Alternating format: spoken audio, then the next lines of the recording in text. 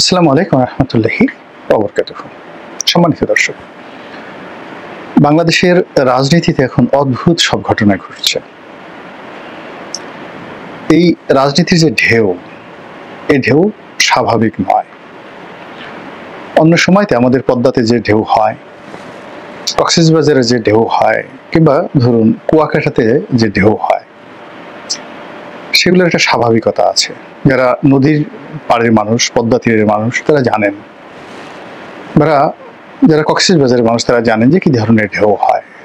তো একইভাবে আমরা যারা রাজনীতির অঙ্গনের একজন সাধারণ কর্মী, আমরা এখানে রাজনীতির যে স্বাভাবিক রিদম, গতি এবং প্রকৃতি, যে ধরনের শব্দ এবং এখানকার যে আবহাওয়া, প্রকৃতি দেখে আসছি সেই স্বাধীনতার পর থেকে আজ অবধি, সব কিছু এলোমেলো হয়ে গেছে ঝড়ো হাওয়ার কারণে, রাজনীতির সুনামির কারণে। এখন সমুদ্রের মধ্যে পুকুরের মতো ঢেউ, শান্ত নীরব সমুদ্র, আর সমুদ্রের ঢেউ চলে এসেছে পুকুরের মধ্যে। আর পদ্মার যদি ঢেউ ধরেন আপনি, পদ্মা মেঘনা যমুনা, তাহলে এই ঢেউয়ের সঙ্গে আপনি তুলনা করতে পারেন আটলান্টিক মহাসাগরের সেই যে ভয়াবহ ঢেউ, কিংবা বারমুদা ট্রায়াঙ্গেলে যে ভয়াবহ ঘূর্ণিপাক হয়, সেই ঘূর্ণিপাক যদি অল অন এ সাডেন আমাদের মাওয়া ঘাটে এসে যায়, তখন ও দৃশ্য দেখে পদ্মা পাড়ের মানুষ, মাওয়া ঘাটের মানুষ, কিংবা পাটুরিয়া ঘাটের যারা মানুষ, তারা প্রথমত জ্ঞান হারিয়ে ফেলবে, মুহূর্তের মধ্যে জ্ঞান হারিয়ে ফেলবে। কিংবা আপনি ধরুন পুকুর, আপনার বাড়িতে একটা পুকুর আছে, সেই পুকুরের মধ্যে হঠাৎ দেখলেন যে সকালবেলা উঠে এমন ঢেউ হচ্ছে, এবং সেই ঢেউ কক্সবাজারের তীরে আশ্রয়ে পড়া যে ঢেউগুলো আপনার পুকুরের মধ্যে হচ্ছে সকালবেলা, আপনি প্রথমত পাগল হয়ে যাবেন। জাস্ট 4-5 মিনিটের মধ্যে আপনার মস্তিষ্ক এলোমেলো হয়ে যাবে। তো এখন বাংলাদেশের রাজনীতিতে এমন সব ঘটনাগুলো ঘটছে, সেই ঘটনায় যারা সাধারণ রাজনীতিবিদ, এই আমাদের মধ্যে যারা বিশ্লেষক, তাদের মাথা এলোমেলো হয়ে গেছে। যারা খণ্ডকালীন নয়, পূর্ণকালীন রাজনীতি করেন এবং আগামীতে মন্ত্রী হবেন, এমপি হবেন, এরকম যারা স্বপ্ন দেখেন, তাদের বলতে গেলে একেবারে ধৈর্যহারা তারা হয়ে পড়েছেন। তো এরই কিছু নমুনা ঘটছে পথে, ঘাটে, মাঠে। এমনকি সন্ত্রাসী, চাঁদাবাজ, মাস্তান, আমরা তাদেরকে দেখলে একটা সময় খুব ভয় পেতাম। মানে চাঁদাবাজ মানে অন অ্যাভারেজে আমাদের সে একটু লম্বা বেশি হবে, হাত বেশি ভুল হবে, রুক্ষ, তারপরে শেষে গায়ে শক্তি থাকবে, চাকু থাকবে, পিস্তল থাকবে, কর্কশ ভাষায় কথা বলবে।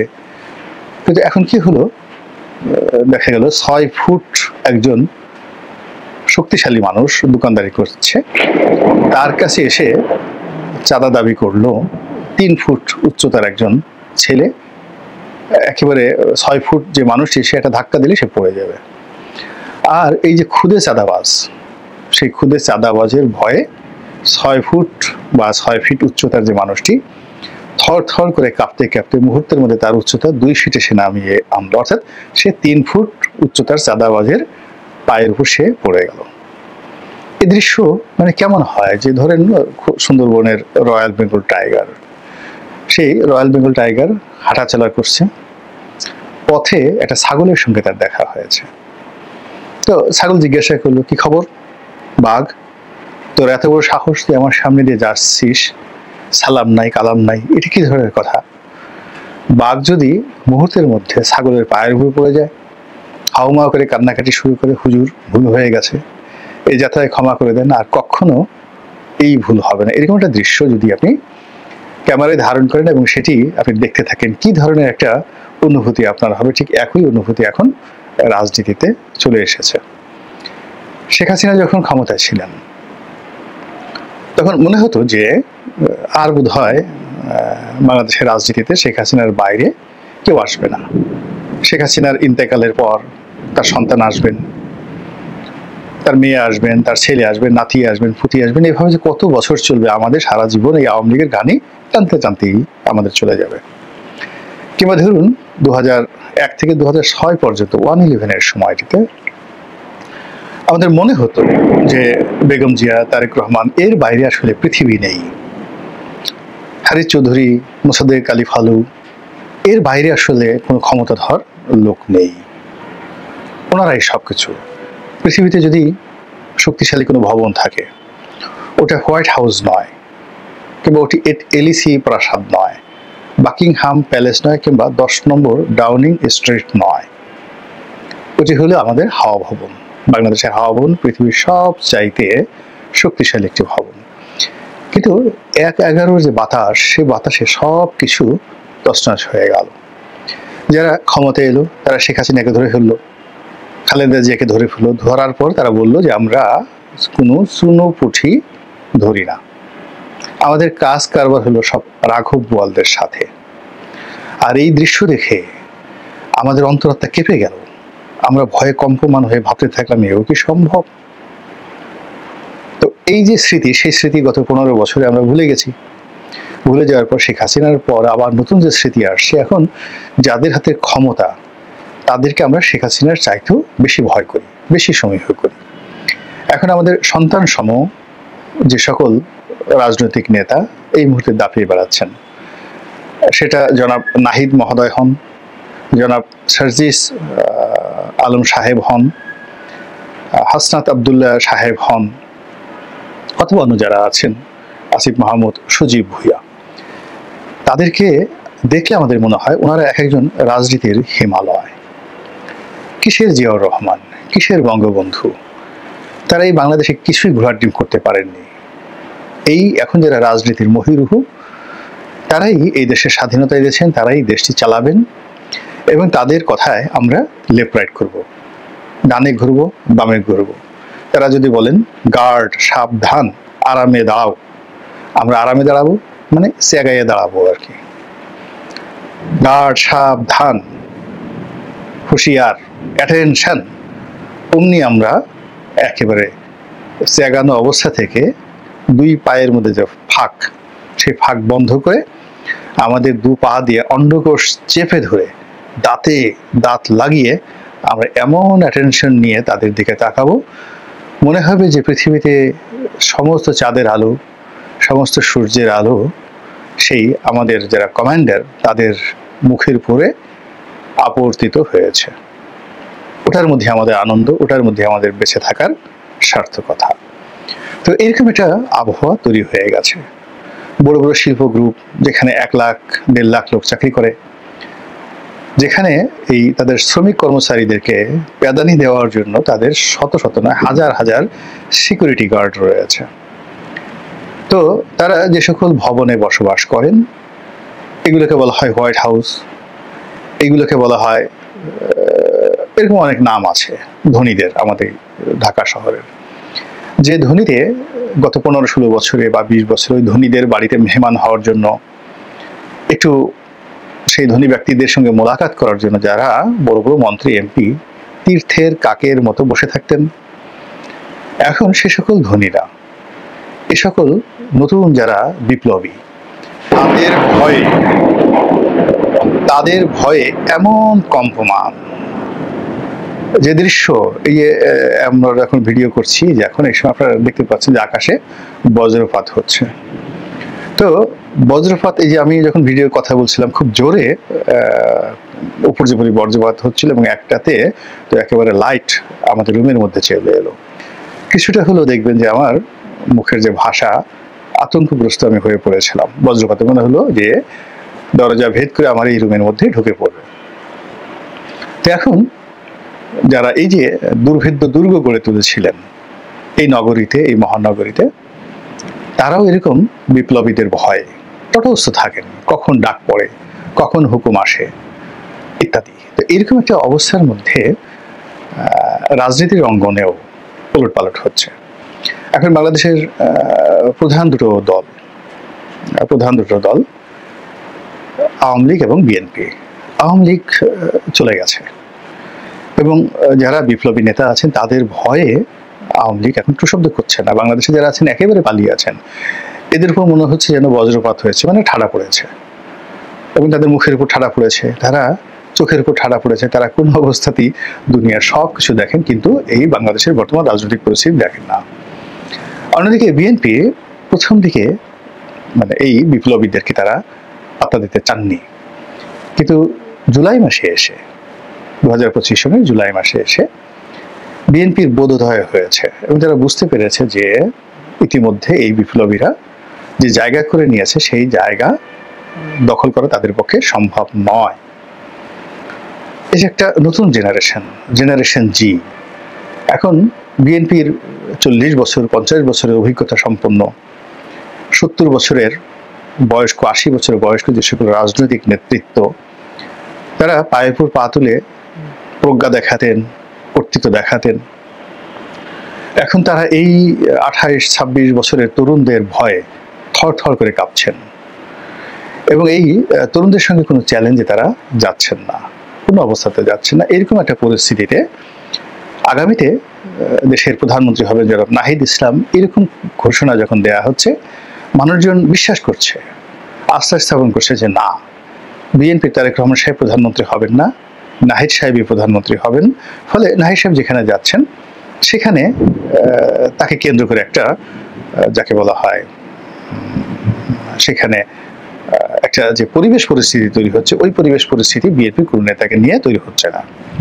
এখন নাহিদ সাহেবের সঙ্গে সঙ্গে হাসনাত আব্দুল্লাহ, তো যারা খুব ইনফ্লুয়েন্সার রয়েছে এই মুহূর্তে, সোশ্যাল ইনফ্লুয়েন্সার, তারা তাকে অনেকে বঙ্গবন্ধুর সঙ্গে তুলনা করছেন, অনেকে জুলিয়াস সিজারের সঙ্গে তুলনা করছেন, অনেকে নেপোলিয়ান বোনাপার্টের সঙ্গে তুলনা করছেন। আর সার্জিস যিনি আছেন, মানে তাকে একটা জীবন্ত রয়্যাল বেঙ্গল টাইগার হিসেবে সবাই মনে করছেন। এবং এই বাংলায় মানে শেখ হাসিনার পতন, নতুন একটা বিপ্লব, এবং এই বিপ্লব না হলে বাংলাদেশ শেষ হয়ে যেত। আর এই যে বিপ্লবের যে চেতনা, এই চেতনাকে যদি আমরা ধরে না রাখতে পারি তাহলে এই বাংলাদেশ টিকবে না। এইরকম একটা ন্যারেটিভ যখন তৈরি করা হচ্ছে, তখন এই বিপ্লবের নেতাদের মধ্যে যে কয়জন জনগণের গুরুত্ব পাচ্ছে তাদের মধ্যে জনাব সার্জিস আলম প্রধানতম।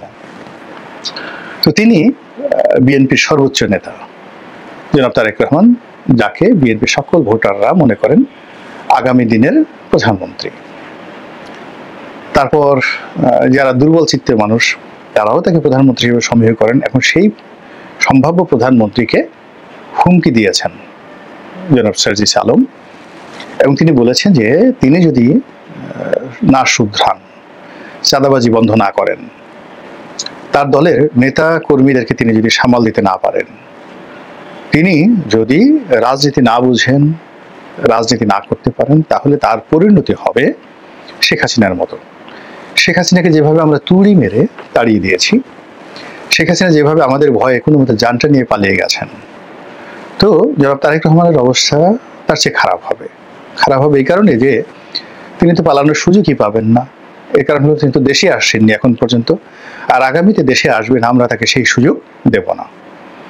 কাজেই তিনি লন্ডনে থাকবেন এবং লন্ডনে থেকে তিনি এখন দিল্লিতে শেখ হাসিনা যে অবস্থায় আছে তার চেয়ে খারাপ অবস্থায় তিনি লন্ডনে থাকবেন। সেখানেও আমরা মানে তার যে সাপ্লাই অ্যান্ড চেইন, সেই সাপ্লাই অ্যান্ড চেইন আমরা বন্ধ করে দেবো। অর্থাৎ তিনি যদি বিএনপির নেতৃত্বে না থাকতে পারেন, বিএনপি যদি বাংলাদেশের প্রধানতম রাজনৈতিক দল না হয়, তাহলে তো তারেক রহমান সাহেবের গুরুত্ব থাকবে না। এটা জনাব সার্জিস আলম সরাসরি বলেনি, তার কথা এটা মোটামুটি বোঝা যায়।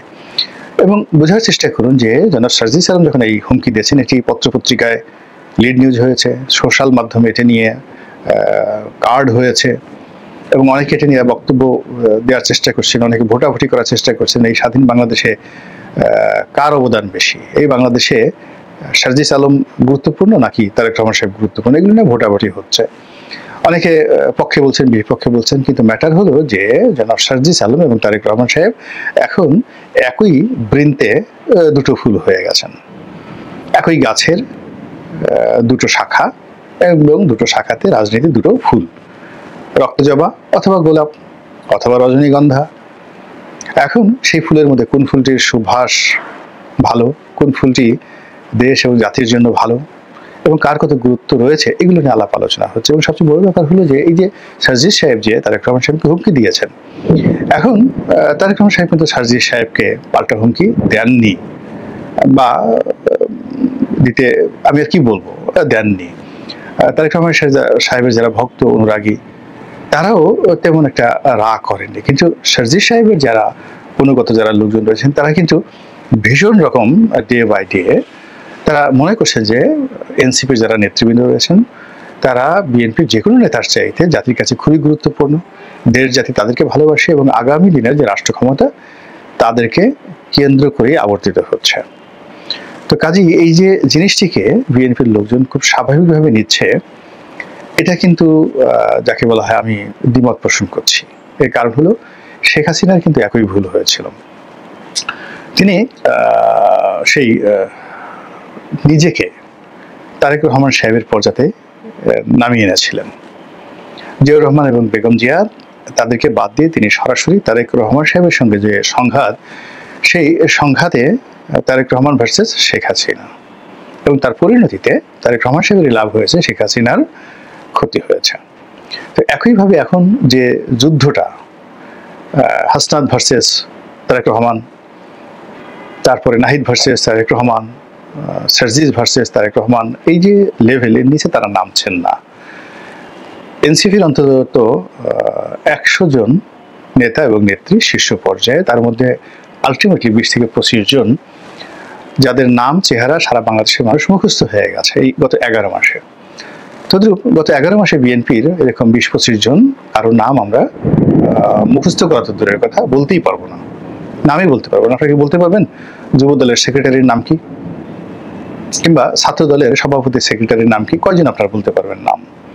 কিন্তু সে তুলনায় যদি আপনি বলেন সার্জিস, হাসনাত আব্দুল্লাহ, এনাদের পদ কি, পদবি কি, নাসির উদ্দিন পাটোয়ারি, তারপর শেষে মেয়েদের মধ্যে যে আসছেন যারা, আপনি তাদের পদ পদবি আপনার জানার দরকার নেই, ডাক্তার তাসমিন যারা থেকে শুরু করে অন্যান্য যারা আছেন। তো এদের একটা যে ক্রেজ তৈরি হয়েছে, সেই ক্রেজের পাশে বিএনপি যে সকল নারী নেত্রী রয়েছেন, আমাদের বয়সী যারা আছেন বা আমাদের পরবর্তীতে প্রজন্মে যারা আছেন, তারা কেউ কিন্তু মানে ঠিক এই ক্রেজটি গত 11 মাসে আমরা তৈরি করতে পারিনি, একটা ভাইব তৈরি করতে পারিনি। তো সেই থেকে আপনি যতই ঠাট্টা করেন, মস্করা করেন, তরুণ নেতৃত্ব কিন্তু ঠিকই তাদের কাঙ্ক্ষিত জায়গাতে এগিয়ে যাচ্ছে এবং তারা ঠিকই জায়গা মতো টার্গেট করছে। এক একটা স্লোগান দিচ্ছে, বিএনপির একেবারে এলোমেলো হয়ে যাচ্ছে। এক একটা ভাষণ দিচ্ছে, একেবারে সরাসরি লন্ডন পর্যন্ত চলে যাচ্ছে। তাদের কোনো টার্গেটই এখন পর্যন্ত কিন্তু মিসফায়ার হয়নি। তো কাজেই এই যে বক্তব্যটি দিলাম, এর মাধ্যমে যারা বিএনপি বলেন, অন্যান্য বড় বড় রাজনৈতিক দল বলেন, ইনক্লুডিং জামাত সহ, তারা আগামীতে এই মানে জেনজি বলতে যে তরুণ প্রজন্ম রাজনীতিতে এসে তাদেরকে কিভাবে মোকাবেলা করবেন সেটাই দেখার বিষয়। মহান আল্লাহ আমাদের সবাইকে হেদায়েত দান করুন এবং হেফাজত করুন। আসসালামু আলাইকুম ওয়া রাহমাতুল্লাহি ওয়া বারাকাতুহু।